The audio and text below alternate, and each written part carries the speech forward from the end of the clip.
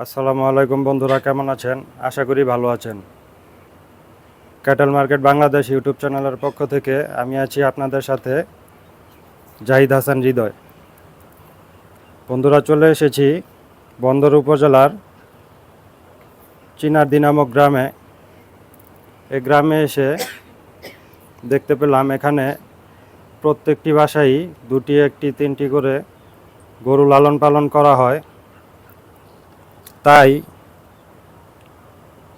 চলে আসলাম ছোট একটি খামারে। এই খামারটি একটি দুগ্ধ খামার। এই খামারে দুটি গাভী গরু, একটি বাছুর আছে। এই খামারটি থেকে মূলত দুধ উৎপাদন করা হয়। খুব ছোট একটি জায়গায়ও গরু পালন করা যায়, সে বিষয়টি দেখানোর জন্য আজকে ভিডিওটি করছি। অনেকে মনে করেন গরু লালন পালন করতে অনেক বড় জায়গার দরকার হয় এবং খুব ভালো একটি শেডের দরকার হয়। বিষয়টি আসলে তেমন না। এখানে যে শেডটি দেখা যাচ্ছে খুব সাধারণভাবে তৈরি করা হয়েছে। এই যে এখানে দেখা যাচ্ছে বাঁশ, টিন দিয়ে খুব সাদামাটাভাবে একটি শেড করে এখানে গরু লালন পালন করা হয়। দেখতে পাচ্ছেন, আসলে অনেকে এইসব বিষয় বোঝে না। তারা শুরুতেই খুব ভালো মানের শেড তৈরি করে পরবর্তীতে গরু কিনে নিয়ে আসে এবং গরু কিনে এবং শেড তৈরি করে পরবর্তীতে টাকার সংকটে ফার্ম আর চালাতে পারে না। তাই আজকে চিন্তা করলাম বিষয়টি নিয়ে আপনাদের সাথে একটি ভিডিও শেয়ার করা যাক। এই যে এখানে দেখা যাচ্ছে একটি গাভী গরু। গরুটা খুব ভালো একটি জাতের গরু, দুধের গরু। পেছনে একটি রয়েছে ফ্রিজিয়ান গরু।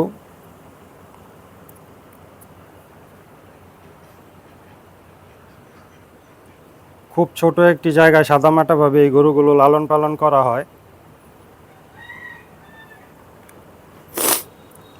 বাড়ির আঙিনায় এই যে দেখতে পাচ্ছেন, এখানে বাড়ি, বাইরে আমাদের এই মামার গরু, উনি গরু লালন পালন করে। তো বিস্তারিত ওনার কাছ থেকে জানবো এবং আপনাদের জানাবো।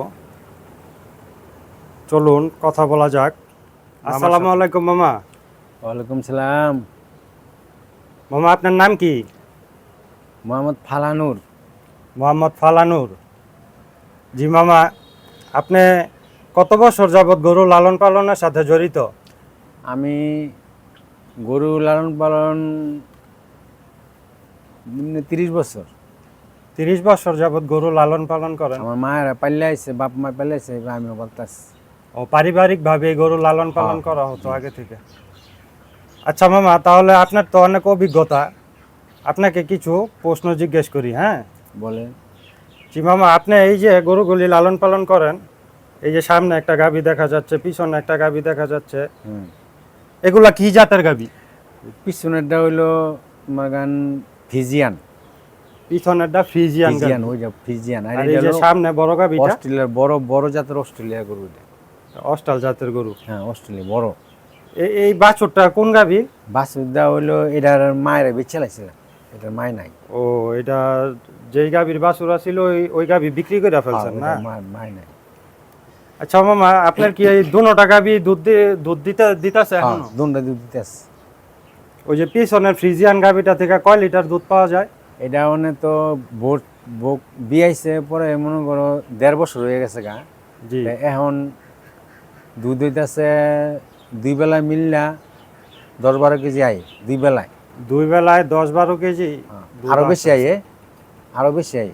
আচ্ছা, খাউন বেশি দিলে মনে করো 15-20 কেজি আইব। 15-20 কেজি।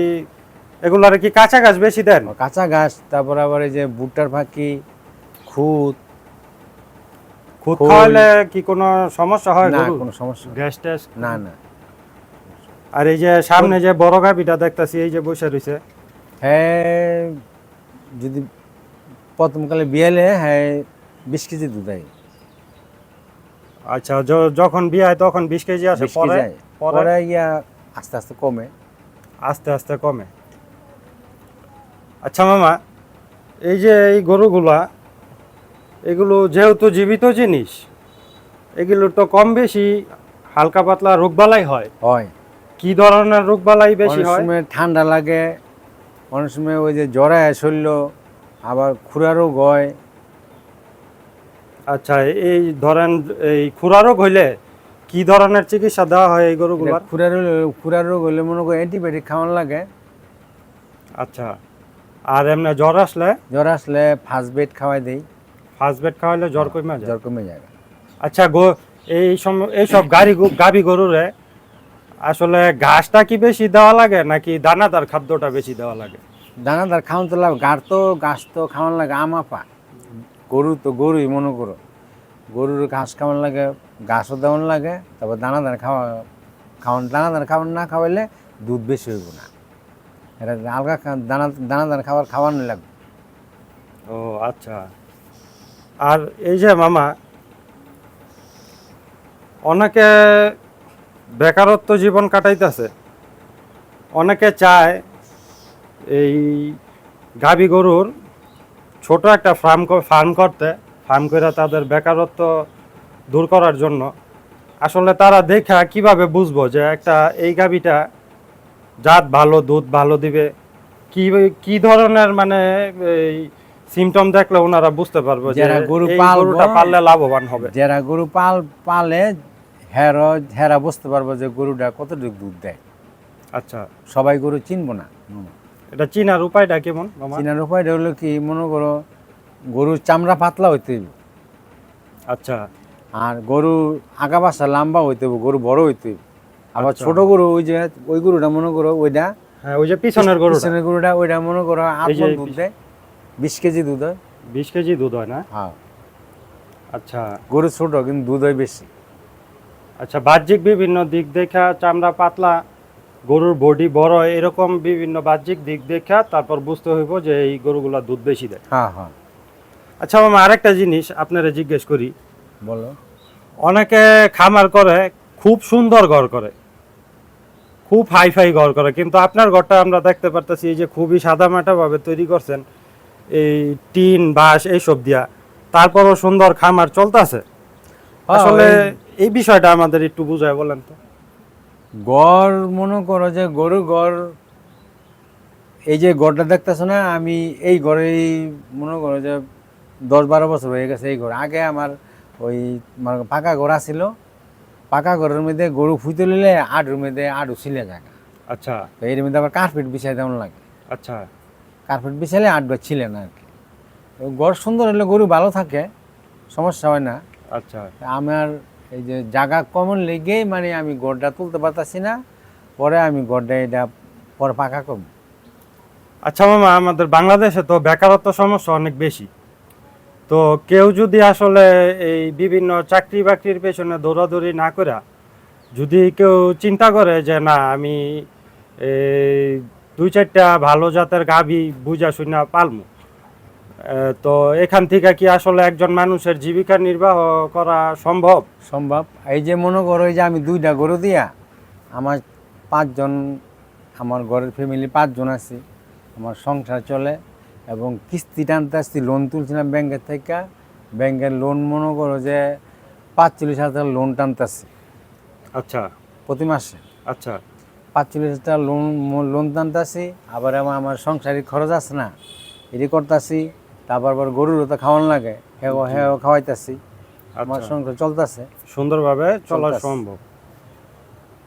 তো বন্ধুরা শুনতেই পারছেন, খুব অল্প জায়গা নিয়ে যদি সম্ভব হয়, তাহলে যদি 2-4টা গরু ভালো জাতমানের দেখে তোলা যায় এবং বুঝে শুনে লালন পালন করা যায়, তাহলে আসলে বেকারত্বটা থাকে না।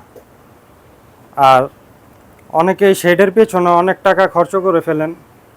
আসলে শেডের পেছনে এত টাকা খরচ করাটা মনে হয় না তেমন একটা বুদ্ধিমানের কাজ হবে। এই যে দেখেন, খুব সাদামাটাভাবে একটি ঘর এখানে তৈরি করা হয়েছে এবং এই ঘরের মধ্যে এই যে গরুগুলা অস্ট্রাল জাতের, পিছনে হলিস্টিয়ান ফ্রিজিয়ান জাতের একটা গরু দেখা যাচ্ছে। এই গরুগুলো কিন্তু খুবই ভালো জাতের এবং গরুগুলো কিন্তু খুবই বড় এবং খুব বেশি দুধের গরু। তো এই গরুগুলো কিন্তু এই এই ধরনের ঘরে রেখেই লালন পালন করা হয়। তো কেউ যদি ইচ্ছা করেন 2-4টি ভালো জাতের গাভী নিয়ে আসলে খামার শুরু করতে পারেন, তাহলে বেকারত্ব দূর করা সম্ভব, যেটা আপনারা শুনলেন আমাদের মামার কাছ থেকে। তো ছোট্ট একটি ভিডিও আপনাদের সাথে শেয়ার করতে চেষ্টা করলাম। যদি আপনাদের ভিডিওটি ভালো লেগে থাকে, লাইক, কমেন্ট এবং শেয়ার করবেন এবং সাবস্ক্রাইব করে পাশে থাকা বেল আইকনটি টিপে দিবেন। বন্ধুরা, আবারও দেখা হবে আপনাদের সাথে, হয়তোবা কোনো গরু ছাগলের হাটে অথবা কোনো ফার্মে। তো পরবর্তী ভিডিও আপনাদের কাছে যাতে সবার আগে পৌঁছে যায়, সেই জন্য আমার চ্যানেলটি সাবস্ক্রাইব করে পাশে থাকা বেল আইকনটি টিপে দিবেন। আজকে এখানেই শেষ করছি। আল্লাহ হাফেজ।